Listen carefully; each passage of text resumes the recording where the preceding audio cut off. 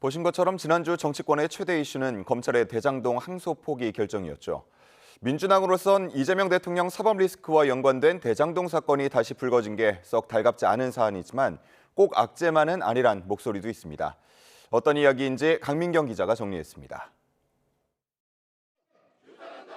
검찰이 대장동 항소를 포기하자 국민의힘은 지난 한 주 물 만난 고기처럼 파상 공세를 퍼부었습니다. 이번 파문을 반등 기회로 삼겠다는 듯 정권 몰락의 신호탄이다, 대통령 아닌 범죄자다, 적나라한 표현으로 연일 정부 여당을 맹폭했습니다. 대장동 사건 항소 포기를 보면서 히틀러의 망령이 어른거립니다.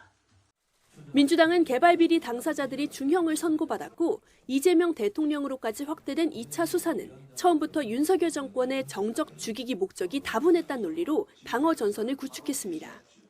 이재명 성남시장을 뇌물받은 것처럼 대장동 사건을 엮어서 수사해봐도 뇌물받은 게 안 나오니까 다시 또 시작하는 겁니까 지금?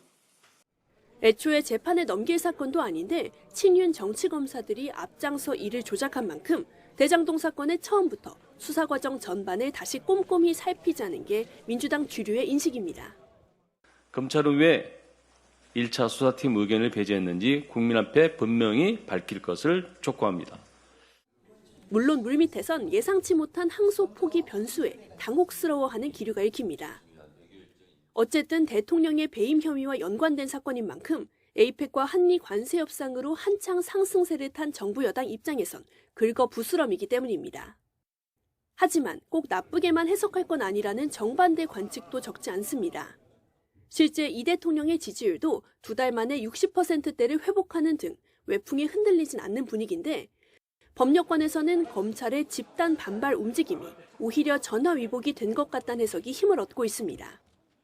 내년 10월 해체를 눈앞에 둔 기득권의 마지막 저항처럼 비추어지며 여론의 반발 심리를 자극했던 겁니다. 민주당도 이런 민심에 발맞춰 검란 단죄라는 키워드를 앞으로 뽑으며 이번 파문을 검찰개혁의 마침표를 찍을 동력으로 역활용하는 데 당력을 집중하는 모습입니다. 검찰개혁을 막기 위해 마지막까지 발악하는 정치검사들을 이번에는 반드시 단죄하겠습니다. 위기를 기회로 삼자고는 하지만 대장동은 이재명 대통령의 등극을 3년 늦춘 강렬한 사건이란 점까지 부정하긴 어려워 보입니다. 일종의 양날의 칼인 건데 자칫 대통령의 사법 리스크를 자극하는 부메랑이 되지 않도록 정교한 정치 작업이 필요해 보입니다. YTN 강민경입니다.